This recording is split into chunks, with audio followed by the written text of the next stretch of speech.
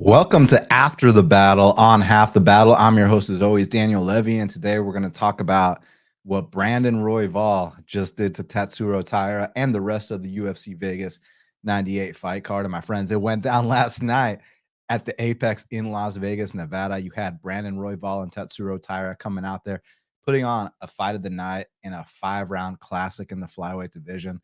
Lots to unpack, lots to discuss. So without further ado, let's get down to business, my friends. So in that main event, we had Brandon Royval winning a split decision against Tatsuro Taira, which, first of all, how the hell was that a split? Like, weren't all 5 rounds simple to score? Round 1, Royval. Round 2, Taira. Round 3, Royval. Round 4, Taira. Round 5, Royval. Like, the fact that they're messing up simple cards like that, it doesn't give you any confidence when it comes down to fights that are actually tough to score. But all that being said, let's ignore the judges. The right guy won. Let's talk about the fight. Let's talk about what we saw last night. So, firstly, shout out to Taira, man. Only 24 years old, was undefeated, had never fought anybody until he fought you know, Brandon Royval. I mean, I say he hadn't fought anybody. He fought Alex Perez, which, I mean, when you look at the rankings, let me pull up the rankings right now, actually. Alex Perez is probably one of the easier matchups in the top 10. And I think everybody can agree on that, right? And it ended via injury. Now, the injury was caused by Tyra. I mentioned that, so all props to him. But like, he fought like 14 nobodies. Then he fought Alex Perez.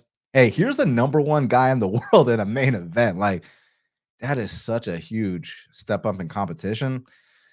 And the fact that he made it to a split, credit, kid. What Tatsuro does really well is that back tick. Man, when he gets on top of you, especially when he takes the back mount and he gets that body triangle in, it's that round's over. I mean, you're either getting submitted or that round's over. It's kind of impossible to get this kid off you. So super talented in that respect, but the rest of his game needs a lot of work, man. Like, I know his stand-up's been improving and whatnot, but when you actually push a pace on him, all the holes in his stand-up just rise to the surface. Like, he can strike if you're fighting at a slower pace, but if you're fighting at that Brandon Royval pace, forget about it. And with Raw Dog Royval, he did exactly what he was supposed to do in the first, third, and fifth round. He he put nonstop output and pressure on Tyra. I mean, if you look at the numbers, he landed 172 total strikes, 124 significant. He attempted 287 strikes. Like, that's what I need to see. And he also went out there and stuffed like 8 or 9 takedowns or something like that. So very, very good stuff by Royval. I'm surprised he didn't get that finish in round 3. In round 3, he was he was tossing Tyra all over the place, man. Look at the strike count in round 3. The strike count in round 3 on totals was 81-7. He outstruck Tyra 81-7 in the 3rd round. And then on significant strikes, he outstruck him 56-5. And people were talking about the rounds that Tyra backpacked him and did no damage, that those should have been 10-8s, but round 3 was not a 10-8 for Royval. Yeah, okay. Yeah, all right. So when you talk about like damage versus control, it's not even close. I mean, there was only damage dished out on one side, and that was the Royval side. For Tyra, though, man, like I said, anybody going forward that game plans for this guy, y'all know what you got to do. Do not let this guy get on your back, and there's a good chance you win this fight. I mean, unless you fight at a super slow pace. But what I'm saying is, now that he's fighting top 10 guys, 2 top 10 guys back to back, number 6 Alex Perez, number 1 Brandon Royval. I mean, that means he's probably going to get a ranked opponent next, and he's not going to be fighting no more Carlos Candelarios and Edgar Chairez's anymore. Shout out Chairez. That's a super tough dude. But I'm just saying, like, the top 10 is a completely different animal. And also, I got to give a big shout out to Alexander Hernandez, because he did fantastic corner work last night, man. Like, for real. Like, the advice he gave Brandon Royval was priceless. Like, he kept telling him, listen, man, you give up your back and you're not going to be able to get this guy off you. But if you go to your back and play guard, then you'll be able to get back up, because from guard, he can get his butterfly hooks in, he can put his feet on the hips, he can crawl back to the cage and wall walk to get back up. So great advice by Alexander Hernandez in the corner of Brandon Royval. So it's 2-2 heading into round 5, and now we got to see, who's ready to sink or swim in that 5th round. And Royval did exactly what he was supposed to do. He got taken out twice in that 5th round, but he got right back up right away, didn't give up his back, did exactly what his corner said, and he outlanded Taira by another ridiculous amount. Like, when you look at the numbers of the rounds that Royval won, I already mentioned the round 3 numbers, the round 5 numbers. On total strikes, he's outstruck him 57-15. On significance, he outstruck him 43-14. Like, man, Royval did his thing, and he's still the #1 guy in the world. And like I said, Taira will be back, but no one's exempt from that first L, especially when you're 24 years old. You haven't fought anybody before, and now you're fighting the #1 guy in the world. Like, so this is going to be a make or break fight for Taira. Hopefully, for his sake, he takes a lot of positives out of it. It was an incredible fight. You hung tough with the #1 guy in the world. Now you bounce back, and hopefully you get not necessarily a favorable matchup, but you take the lessons you learn from that Royval fight and you go out there and you keep progressing, you keep maturing. Hopefully, this isn't one of those things where the kid thought he was going to retire undefeated and now his confidence is crushed that he finally lost the fight. Like, dude, this ain't boxing where when you finally lose that first fight, oh, now you're a bum. Like in MMA, you can take a ton of losses and bounce back. So hopefully for Tyra's mental, that's the case, and he comes back and we see great things from him. But for Royval, man, he's gatekeeping that #1 spot now. So for Royval, what's next for him? I mean, there's a lot of options. Honestly, I see Tagir Ulanbekov ranked number 11. I guess it makes more sense for Tagir to fight Taira, but I think Tagir, like, I think these rankings are off. I think Tagir is a top 5 guy right now, to be honest with y'all. Like, but since he's ranked number 11, let's see if Taira is really number 5 in the world. Let's see Tagir versus Taira. I got Tagir in that fight, y'all. But I think Tagir should be fighting Royval. You know what I'm saying? But these rankings are kind of ridiculous. And let me just say one more thing on a side note, because I was on the Twitter streets last night, and man, a lot of y'all betters, not all y'all, but a lot of y'all betters need to learn the concepts of extreme ownership and accountability. Because like y'all have been following me for a long time know, like, when I lose a bet, I might even tweet while the fight's still going on that I lost the bet. Like, okay, I lost this bet. Time to move on. You'll never see me crying robbery. You'll never see me making excuses. You'll never see my guy get blown out the water and then me be like, oh, but it was the value side or some bullshit like that, right? And yesterday I see people saying, yeah, well, I lost my minus 300 on Tyra because of the judges. Like, wait, what? Like, because of the judges? Like, you should be happy that was even a split decision, because that, I mean, it was 135 clearly for Royval, but you're saying you lost that fight because of the judges? You laid minus 300 on an unproven kid against the #1 guy in the world, and you want to talk robbery? You know what I'm saying? Like, and I saw some other really, really dumb shit too, dude. Like, learn how to be humble, learn how to take an L.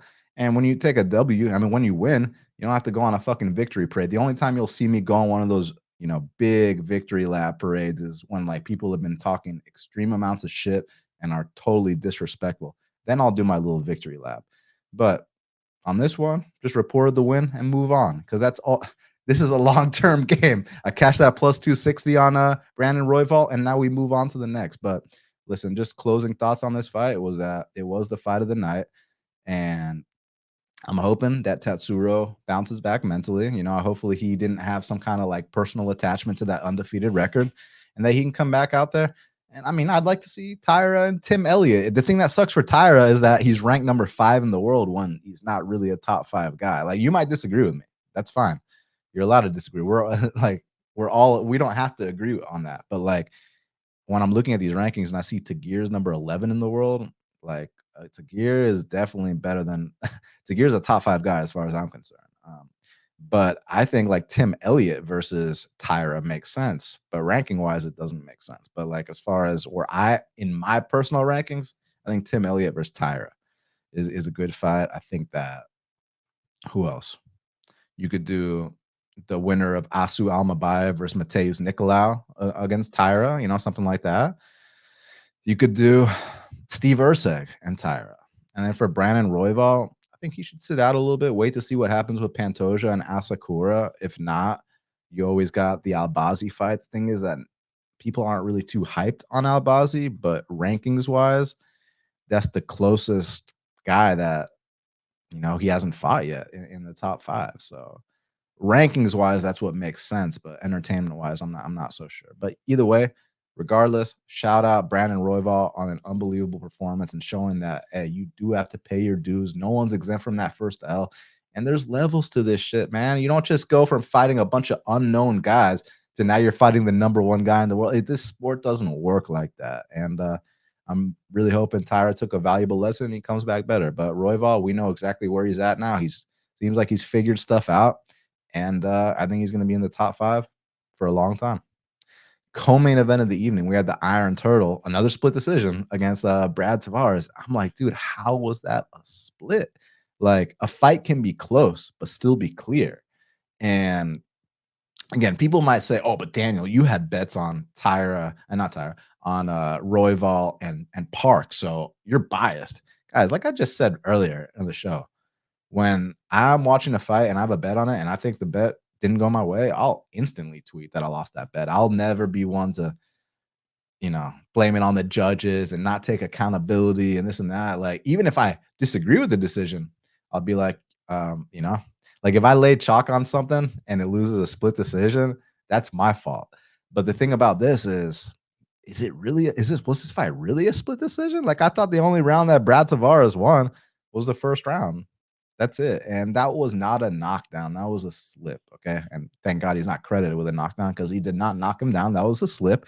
But I still 100% gave that first round to Brad Tavares. But the second and third round, dude, that second round, Jung Young Park was out there looking like a Korean Nick Diaz, man. Like he was out there putting insane volume on Brad Tavares. He was taunting him. And I want to say one more thing about Jung Young Park to give him credit. He took down Brad Tavares twice, and he even controlled him most of the third round. Chris Weidman couldn't take down Brad Tavares even once. Brad Tavares has elite, legendary takedown defense, and Julian Park took him out and controlled him that whole third round. And that second round, he clowned him. How was that a split?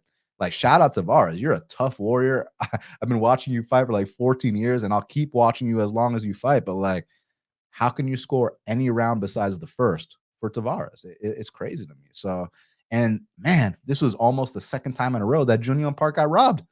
Julian Park got highway robbed against Muniz. Like when I watched that fight, I was like, oh my God, this is crazy. And then they almost did it again last night. I was like, no fucking way, guys. No way. But thank God the right guy won, man, because 2 and 3 were clear as day. Julian Park, just like round 1 was clear Tavares, man. So Julian Park, now it's time to move up. Let's take a look at these middleweight rankings real quick. So he's currently not ranked, but number 15 is Chris Curtis. I don't think that that's a far-fetched matchup for Julian Park. Number 11 is Jack Hermanson. Number 9 is Paulo Costa. I mean, I think that these are all fights that Julian Park can be competitive in. So I'd like to see him kind of get that, outskirts of the ranking type guy, or kind of towards the end of the top 15, something like that. And then for Brad Tavares, keep testing these prospects. Keep being that badass gatekeeper that you are. We'll always enjoy watching Brad Tavares fight. Shout out to him. But last night belonged to the Iron Turtle, man. And, he's officially 8-3 in the UFC. But between all of us, between you and me, he's 9-2 in the UFC. He did not lose that Muniz fight. Okay. But yeah, he continues his officially he's on a 1-fight win streak as far as I'm concerned, man. He's on a longer win streak than that. But good to see Julian Park keep the winning ways going. Feature bout, we had Chidi Njokuani taking on Jared Gooden. I don't want to talk about this fight at all. People are gonna be like, "Oh, you're bitter because your boy lost." Guys, I got plenty of friends that fight, and some of them win, some of them lose. It ain't about winning and losing. You can lose but give max effort and put on one of the best fights and performances of your career, or you can lose and have a bizarre performance like last night. And yeah, I mean, I do have opinions on that, of course, but I'm gonna keep that to myself. And all I have to say is congratulations, Chidi Njokuani, on the dub. Now, this next one between Grant Dawson and Rafa Garcia, Kiesa kept calling him Hafa. This dude ain't Brazilian. This dude's Mexican. I got to give Grant Dawson a lot of credit. I really do. Reason being is this. I mean, y'all know that I've been very critical of Grant Dawson. I even cashed that plus 350 on Bobby Green against him. And I said that it's tough to see a guy who's like kind of towards the top 15, but he's got no hands whatsoever. And then when he does take you down, he just lays on you. Well, Grant Dawson just shut me up last night because Grant Dawson goes out there against Rafa Garcia, who had never been finished before. Takes him down twice, and 2 takedowns is all he needed, and he landed some devastating ground and pound, man. That's like I was like, yes, Grant, this is what I want to see. I can't call you boring if you go out there and do stuff like that. Like you can still take the fights to the ground. You don't have to stand up at all. But when you land devastating, vicious ground and pound, and you're looking to finish like Grant Dawson did last night, hey man, all respect. That is what the fans want to see. And then he had that great post-fight speech, but the quarter on the dump truck. I was like, damn, that's a performance bonus performance right there. But apparently not. Apparently not. But shout out Grant Dawson, because that's what I've been wanting to see. Like, we know that you're heavy on top. We know that you're long, that you're tough to deal with. You're sticky on the mat, but we just thought that, like, you kind of stall these fights out. There was no stalling last night. He beat the ever-loving shit out of Rafa Garcia. So good job, Grant Dawson. As far as who we should fight next, take a look at the rankings. Well, number 15 is Patty, but he ain't getting no Patty fight. 14, Jalen Turner. That's Jalen Turner, Grant Dawson. That's an interesting fight, man. Let's see what the matchmakers want to do. But yeah, there's lots of directions you can go in with that. Now, opening up the main card, we had a 3-round slugfest between Daniel Rodriguez, D-Rod, and Alex Morano. And it was a super close fight, man. It really was. I thought that the first round went to Morano. I thought that the second round, I thought that D-Rod edged it, but I can see an argument either way. And then the third round was all D-Rod. D-Rod's out there hitting takedowns and stuff, man. I just kind of felt like it was a fun fight for sure, but it's pretty evident that we're looking at 2 declining fighters, and they fought each other, but what happens when they fight a prospect? I bet you D-Rod or Alex Morano is going to be Themba's next opponent. You know what I'm saying? They're going to definitely give one of those two to like a prospect or someone they're trying to build up. But yeah, shout out D-Rod and Alex Morano. They put on a 3-round scrap, and I'll always tune in to watch these guys fight, man. So yeah, respect.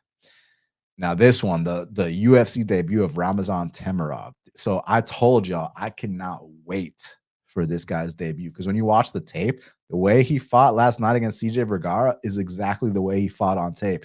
And you love to see the fact that this guy wasn't out here, pulling a debut stunt, showing too much respect. Oh, I'm in the UFC now. The lights are too bright. I'm not going to let my hands go. I'm going to fight uncharacteristic. I'm going to stare at my opponent like Tyler Santos did to Mara Romero Barella, or like Zell Huber did to Ogden. No. This guy, Ramazan Temirov, was like, I crushed the grapes on my regional scene, and now I drink the wine in the UFC. He went out there and finished a guy who's never been finished via strikes in CJ Vergara, and he did it viciously in the first round. And he kept going upstairs with huge shots, and CJ Vergara just got this ungodly chin. But Ramazani made that nice adjustment, went to the body, shut him down completely, and that was that. I mean, we can keep giving this guy unranked competition, but as far as I'm concerned, man, okay, you can't do Taira and Temirov because Taira, he's a little more established in the UFC, but like, I mean, Matt Schnell's holding up a ranking still somehow. I mean, like, maybe Temirov versus the winner of Charles Johnson and Sumadarji. That's coming up this Saturday, something like that. We know this guy's legit in terms of, like, you don't need to give him, he doesn't need to take the Edgar Chairez test. Let's go ahead and like put this Temirov guy in there with some real guys. So like either guys that are ranked right now or that are on the cusp of the rankings. Like I said, Charles Johnson versus Sumadarji winner. Let's see Temirov fight the winner of that. Now, Pat Sabatini and Jonathan Pierce. Oh man, I said that this was one of the hardest fights for me to call. Listen, Pat Sabatini is such a sticky dude. He took his back one time, and the fight was over shortly after. Props to Pat Sabatini. When there's zero striking involved, and he can just use his incredible grappling and black belt in jiu-jitsu, I mean, he's a problem to deal with. And Jonathan Pierce didn't give him anything to worry about whatsoever. Gave up his back right away, and that was that. So shout out Pat Sabatini. It couldn't have been any more flawless than that. What do you do with him next? I don't really know. You can let him go choke out Ricardo Ramos. You can do a striker versus grappler fight with Giga Chikadze. You can let him fight Billy Q or Cub Swanson. You can do Nate Landwehr. Yusuf Zalal and Jack Shore winner, Josh Coolabout, like there's a lot of options for Pat Sabatini, man. The David Onama, Lucas Almeida winner. Well, he already smashed Lucas Almeida. But if David Onama beats Lucas Almeida, you could see David Onama versus Pat Sabatini. William Gomis versus Pat Sabatini. Like, there's lots of options for Sabatini. So shout out to him on that good performance. And as long as he, doesn't get into any striking exchanges, he's got a great chance when it's just wrestling and grappling. No, Themba Garimbo did his thing against Nico Price. Listen, like I told y'all on that breakdown, the reason that I didn't want to bet Themba there was because it's hard to plant your flags on a washed up fighter. And Nico is washed up, man. And the UFC are doing a great job of giving Themba guys like with names like Nico Price, but who are at the end of their career. That's why I think he's probably gonna get like D-Rod or Alex Morano next. Like two well-known guys, but Themba's catching them at a great time. Timing is everything. So after this fight, people were commenting on my video, "Oh, you still think what you said about Themba is true?" Yes. Yes. Like, he beat Nico Price, guys. Like, what? Let's look at the welterweight rankings real quick, okay? Who's number 15? Neil Magny, but Neil Magny is about to fight Carlos Prates, and Prates is about to take that 15th spot. So let's say Carlos Prates is number 15 in the world. What do y'all think Carlos Prates would do to Themba? Okay. What about washed up Wonder Boy, who's number 11 in the world? I mean, I think Wonder Boy, you might get wrestled though. That's interesting. Is that not interesting? I mean, I think Wonder Boy probably still has something for Themba, right? So yeah, they're gonna go the D-Rod route. So let's see what they do with Themba. But my thoughts remain the same. I don't think this guy's a future top 15 guy.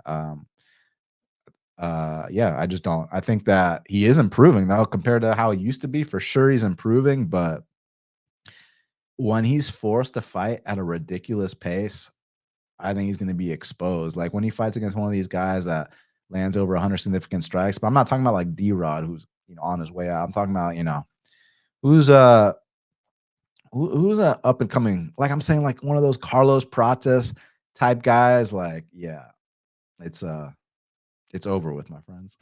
But no, but props to Themba on the win last night. You beat a well-established vet, and that's the biggest name on your resume. So let's see what he does next. We had Junior Taffa beating Sean Sharaf. Man, those two are throwing down. Shout out Sean Sharaf, man. You took the fight on a couple days short notice. You banged with Junior Taffa. Like, shit. They went out there and they slugged it out. The thing about Taffa is he's only 6-3 as a pro. You can't just like move this guy up fast. Like rebook that Chris Barnett fight. Chris Barnett's actually fighting Kennedy and Zechiku, which is crazy. But like the thing with Taffa is if he ends up on his back at all against anyone that's remotely legit, like the fight's probably over shortly after. But yeah, I just think Taffa, he needs more time to develop. Less than 10 pro fights, yeah, you got to give him more time. But he's very exciting. He comes to bang, and when he wins fights, it's usually by knockout. Now here's another one: Julia Pilastri and Corey McKenna. How in the world was that fight a split decision, guys? Like, I don't understand. Like, Pilastri outlanded McKenna 88-40. That's more than double. Like, McKenna went 1 for 6 on takedowns. Like, how is this a split decision, guys? I really don't understand. Like, Pilastri outstruck her every single round. McKenna only got one takedown in the 3rd round, and that's a split. I mean, the way I broke it down was like Julia Pilastri, all she's got to do is stuff takedowns and bust this girl up, and she wins. And that's what she did. And it was still a split. I was like, oh my God. But shout out Julia Pilastri getting that first UFC win. I'm happy for her. Let's see what she does next. So Cody Haddon and Dan Argueta. Wow. I was very, very impressed with Cody Haddon. Like, did you guys see the numbers he put up? 140 significant strikes. And this is when you're talking about a fight against a wrestler. This is not a striking match. This is against a wrestler who attempted 24 takedowns on him, got 4 of them, and Haddon still had the cardio to have that kind of output and volume and land 140 significant. Like, damn. And that's your UFC debut too. Oh shit. Like, I think it's pretty safe to say, I'm gonna go ahead and say this. I think this kid Cody Haddon is a future top 15 guy. I'm gonna go ahead and say that right now. Yeah, like should we give him CJ Vergara next, or are y'all like, fuck that, let's move him right into the rankings? Like, what do y'all think? Y'all think Cody Haddon needs that CJ Vergara test, or one of these other tests of these guys kind of outside the rankings, but they're tough, stick around? Or are y'all ready to see Cody Haddon jump into the top 15 right now? I mean, look, he's just a kid, and he only beat Dan Argueta, so you don't want to like, exaggerate. And I just mentioned the wrong weight class too. I don't know why I keep thinking Haddon is a flyweight. He's not a flyweight at all, bro. He's a bantamweight. I don't know why I keep thinking that he's a 25er. I was thinking Edgar Shira should move up to 35s and fight Cody Haddon. Would that not be a sick fight? Yeah. It sucks he's not a flyweight. Who doesn't want to see like Cody Haddon versus like Josh Van or something? That would be sick. But once again, he's not a flyweight. He's a bantamweight. So let's see. Who can we give Cody Haddon next in the bantamweight division? Let me ask y'all something. I know this fight would never happen like now because they're so far apart in rankings, but who do y'all think wins between Cody Haddon and Chito Vera? I'm just curious what y'all think about that. But let's do Cody Haddon versus Raoni Barcelos. Let's do Cody Haddon versus Adrian Yanez. Let's do Cody Haddon. We can let him take out Ricky Tercios. Let's do Cody Haddon versus Damon Blackshear, Cody Stamen. Fuck, I mean, I think Cody Haddon's got a good chance against Raul Rosas Jr. How about that? Cody Haddon versus Raul. What's his fucking name? Cody Haddon versus Raul Rosas Jr. Let's see that. Let's see who the real prospect is. And last but not least, Clayton Carpenter versus Lucas Roca. Man, I told you that kid Roca was tough. I told y'all he was tough, man. But he gets his ass kicked at the beginning of every single fight. But on the feet, man, when he gets back up, he's a problem. He can scramble his ass off. But when he finally got caught in that rear naked choke, went to sleep like a true warrior. Shout out Clayton Carpenter, man. Coming off the injuries he's coming off, the surgeries, all that, to overcome all that and to put away a very, very tough guy who has never been submitted before in 18 pro fights. So, yeah, shout out Clayton Carpenter. He's got a bright future. Now, that was flyweight. So, who should we match up Clayton Carpenter with next? He's only 2-0 in the UFC. Let's see. Let's see who we got. What about Andre Lima? Y'all like that? Andre Lima versus Clayton Carpenter, 3-0 versus 2-0. That's the fight right there. Andre Lima versus Clayton Carpenter. Oh man, I'm pumped just talking about that, just thinking about it. Yeah, so recap this entire card. So y'all, tomorrow I'm gonna break down Contender Series. The day after that, I'm gonna break down UFC Vegas 99. Look out for more content throughout the week. Make sure y'all subscribe.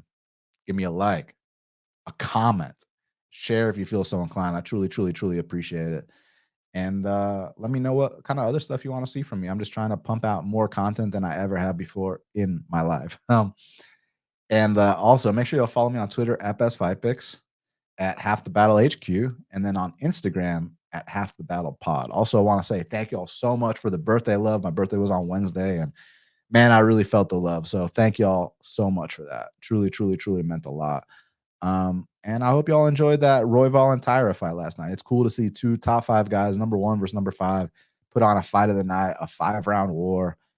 We learned that Royval is still the number 1 guy in the world, and that Taira, he's a kid with a lot of potential, something we knew already, but now we're going to see how he bounces back. Usually guys bounce back incredibly from their first L. We just got to make sure that Taira didn't have some kind of attachment towards that undefeated record. Because you hear some of these guys say delusional shit like, I'm going to retire undefeated. Like, yeah, okay, bro, this ain't boxing. So we just got to see how Taira bounces back. But I think we mentioned some good matchups for him to do so. The Tim Elliott fight, I think, is a great fight for Taira. There were some other ones that we talked about too. So yeah. And then Royval, man, it's the thing that sucks for him is that he lost to Pantoja twice. So if Pantoja beats Asakura, Royval is going to have to kind of gatekeep this number 1 spot in the world. But it could be worse. You could be gatekeeping outside the top 15. You're gatekeeping the number 1 spot on planet Earth, man. And I think he should be the backup for that main event between Pantoja and Asakura, because I heard Royval say that Asakura's never made 125 before. I know a little bit about Asakura. I've seen both his fights with Manel Cape, both his fights with Horiguchi. He's a stud, but is Royval right about that the guy's never made 25 before? Or is that fake news? But either way, Asakura versus Pantoja is going to be a sick fight. Can't wait to see what Royval does next.